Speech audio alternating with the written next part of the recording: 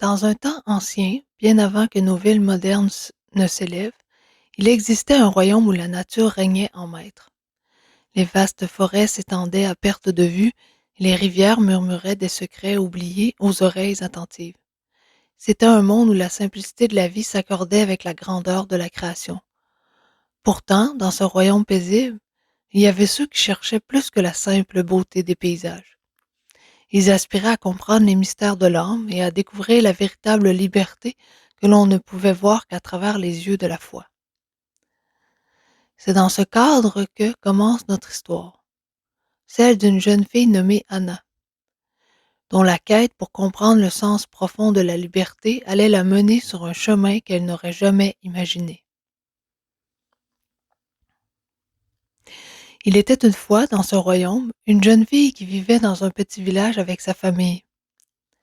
Depuis son plus jeune âge, elle avait grandi en pleine nature, entourée d'arbres de toutes sortes, d'animaux et du chant des oiseaux. Elle connaissait chaque recoin de la forêt, chaque rivière, chaque clairière, et elle croyait fermement que la liberté consistait à vivre sans attache, comme le vent qui caressait les feuilles des arbres. Un jour, alors qu'elle se promenait dans les bois, à proximité de son village, elle aperçut un vieil homme assis sur un rocher à l'ombre d'une clairière dont Anna croyait être la seule à connaître. Ce vieil homme faisait partie des anciens dont lui avait parlé sa mère, ceux qui dirigeaient le village puisqu'ils avaient la sagesse de le faire. Il semblait se reposer en contemplant le paysage qui s'offrait à lui, un sourire paisible éclairant son visage. Intriguée, Anna s'approcha et lui demanda ce qu'il faisait là, seul dans la forêt. Le vieil homme se tourna vers elle, et tout en conservant son sourire, il lui répondit d'une voix douce: « Je suis ici pour contempler la création de Dieu. Mais surtout pour réfléchir aux décisions que je dois prendre pour notre village. Mais bon, ce n'est pas vraiment intéressant pour une jeune fille de ton âge, dis donc. Dis-moi, à la place, voudrais-tu que je te parle du chemin de la véritable liberté? » Anna haussa les sourcils. La liberté? Mais je la connais déjà. Elle est ici, dans la nature sauvage, où je peux courir sans contrainte et vivre comme bon me semble. Le vieil homme sourit encore. Ce que tu ressens est une forme de liberté, mais il existe une liberté plus profonde, une liberté de l'âme. Elle s'enracine dans la foi et se nourrit de la miséricorde, de la conscience et de l'amour. Anna, intriguée, s'assit près de lui sur un des rochers et demanda: « Parlez-moi de cette liberté. » Le vieil homme commença alors à lui raconter une histoire. Il y a un arbre, caché aux yeux du monde, appelé l'arbre de la vie. Ses racines plongent profondément dans la foi en Dieu, et ses branches s'élèvent vers le ciel, portant des fruits qui symbolisent les vertus, la miséricorde, la paix, la patience et la foi. Cet arbre ne se révèle qu'à ceux qui cherchent avec un cœur pur. Chaque nuit, après cette rencontre, Anna priait. Elle demandait à Dieu de lui montrer le chemin vers cet arbre mystérieux. Les jours passaient, mais rien ne se produisait. Pourtant, elle persistait, son cœur animé par l'espoir.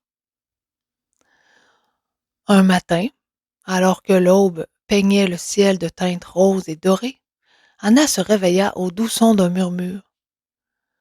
Elle suivit ce son à travers la forêt, jusqu'à une clairière qu'elle n'avait jamais remarquée auparavant. Ou bien était-ce la même que celle avec l'ancien? Anna trouvait l'endroit différent pourtant.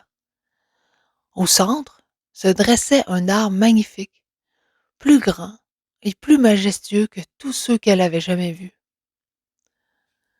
Ses feuilles étaient d'un vert éclatant, et ses branches ployaient sous le poids de fruits lumineux, scintillant comme des joyaux au soleil. Au sommet de l'arbre, une colombe blanche la regardait fixement, ses yeux emplis d'une douceur inexprimable. Anna s'approcha lentement, émerveillée et le cœur battant si fort. Elle tendit la main et cueillit l'un des fruits. Il n'était pas comme les autres, qu'elle avait déjà vus. Ils semblaient faits de lumière pure. Dès qu'elle mordit dedans, une sensation de paix profonde l'envahit. C'était comme si chaque fibre de son être se liait à quelque chose de plus grand, de plus puissant. Elle comprit alors que la liberté véritable ne résidait pas dans l'absence de lien, mais dans l'enracinement dans la foi, dans l'amour divin et dans la miséricorde. Suite à cette expérience, même si Anna ne put retrouver la clairière de l'arbre majestueux, l'ancien crut son histoire et l'aida à devenir une messagère de paix et d'espoir. Elle voyagea de village en village quand elle atteignit l'âge adulte, partageant l'histoire de l'arbre de vie et enseignant les vertus qu'il incarnait. Elle apprit aux autres que la véritable liberté ne se trouvait pas dans les choses matérielles ou les plaisirs éphémères, mais dans la relation avec Dieu et dans le service aux autres. Ainsi, Anna trouva la liberté qu'elle avait cherchée toute sa vie, non pas dans l'indépendance totale, comme elle le croyait au départ, mais dans l'amour et la foi qui l'unissent à Dieu et à son prochain. Car la véritable liberté, selon les enseignements chrétiens, réside dans le fait de suivre la volonté divine et de faire preuve de charité envers son prochain. En s'enracinant dans la foi, l'âme s'élève et trouve la paix éternelle et la liberté, celle que seul Dieu peut offrir.